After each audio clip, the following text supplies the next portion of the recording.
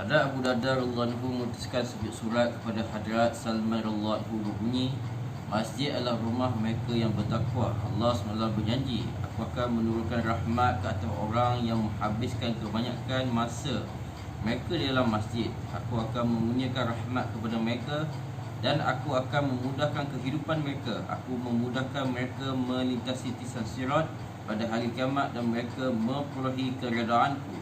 Ada Abdullah bin Mas'ud radhiyallahu anhu menceritakan bahawa Rasulullah SAW bersabda, masjid-masjid adalah rumah Allah SWT dan sebagaimana orang yang berkunjung ke sebuah rumah akan dimuliakan oleh tuan rumahnya, demikian Allah SWT pasti memuliakan mereka yang berkunjung ke masjid-masjid.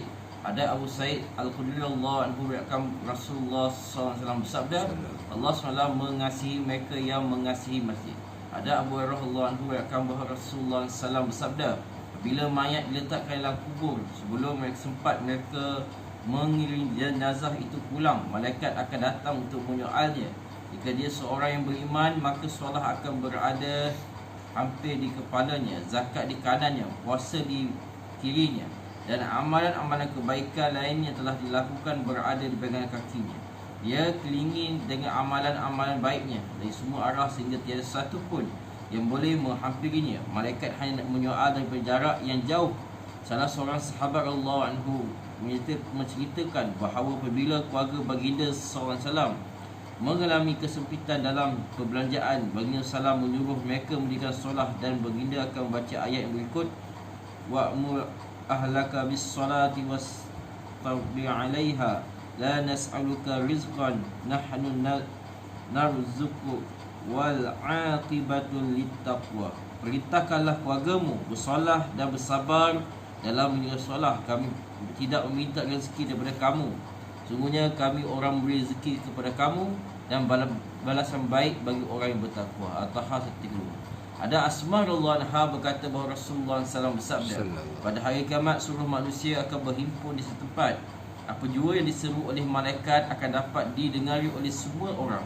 Pada ketika itu malaikat akan menyeru di manakah mereka yang sentiasa memuji-muji Allah SWT dalam kesenangan dan kesusahan. Telah mendengar seruan itu, golongan akan bangun dan masuk syurga tanpa hisab. Kemudian malaikat akan menyeru lagi di manakah mereka yang meninggalkan tempat tidur mereka dan menghabiskan waktu malamnya dengan beribadat. Lalu satu golongan lagi akan bangun dan masuk syurga tanpa hisab. Kemudian diseru lagi di manakah mereka yang berniagaan dan jual beli, tidak melalaikan mereka daripada mengingati Allah SWT. Satu golongan yang akan bangun dan masuk syurga tanpa hisab. Kisah yang sama juga disebut dalam sebuah hadis yang lain dengan sedikit tambahan bahawa akan diisytiharkan pada hari ini orang yang di padang mahsyar akan dapat melihat orang yang mulia. Akan diseru lagi di manakah mereka yang kesibukan perniagaan tidak menghalang mereka daripada mengingati Allah SWT dan mendirikan solat.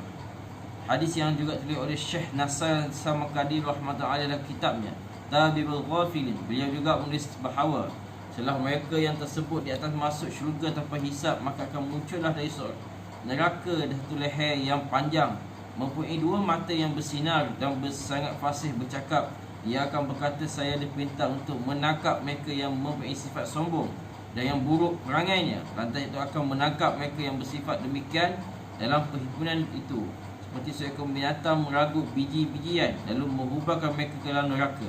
Kemudian leher akan keluar dari kali kedua dan berkata, saya akan menangkap mereka menyakiti Allah Ta'ala dan Rasulnya. Mereka itu akan ditangkap dari perhimpunan manusia itu, lalu dihumbar ke dalam neraka. Leher itu tadi akan keluar kali ketiga dan akan menangkap golongan yang membuat patung dan gambar. Setelah ketiga golongan tersebut dimasuk dalam neraka, barulah berhaisapan akan dihumbar. Adalah katakan pada zaman dahulu orang ramai dapat melihat syaitan. Pada suatu ketika seorang telah berkata kepada syaitan, beritahulah kepada saya cara untuk menjadikan seperti kamu. Jawab syaitan bahawa dia belum pernah menemui seorang manusia yang mengemukakan permintaan seperti itu. Mengapa kamu memerlukannya? Orang itu menjawab, hati aku yang keinginan sangat. Syaitan terus menjawab, hendaklah kamu melegah-lengahkan solat dan banyakkan bersumpah dan janganlah kamu hiraukan sama ada sumpah itu untuk suatu perkara yang benar atau yang salah. Orang itu berkata, saya berjanji dengan Allah SWT bahawa sekali-kali saya tidak akan melengah-lengahkan solat dan tidak akan bersumpah. Kemudian syaitan berkata, sungguhnya saya tidak pernah ditipu selain daripada kamu. Ini saya berjanji bahawa saya tidak akan lagi memberi nasihat kepada manusia. Ada Ubaid radhiyallahu berkata, Rasulullah SAW telah bersabda, berilah berita gembira kepada umatku bahawa mereka akan memperahi ketinggian dan kemuliaan serta agama mereka akan maju dan berkembang.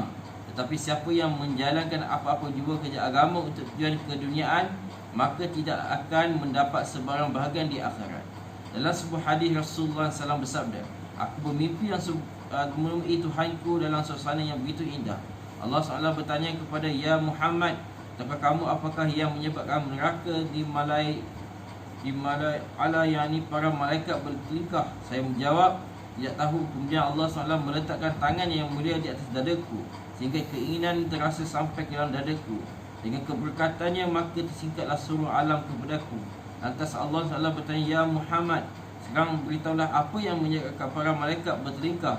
Saya menjawab, para malaikat bertelingkah tentang amalan yang meninggikan darjat, amalan yang menghapuskan dosa, ganjaran yang pergi bagi langkah seorang yang tidak untuk menunaikan solat berjemaah, kelebihan mengambil wuduk dengan sempurna ketika cuaca sejuk, dan berlebihan duduk menuduk solat merupakan menunaikan satu solat. Siapa yang dapat melihatnya, semua itu akan hidup dan meninggalkan dunia dalam keadaan yang baik.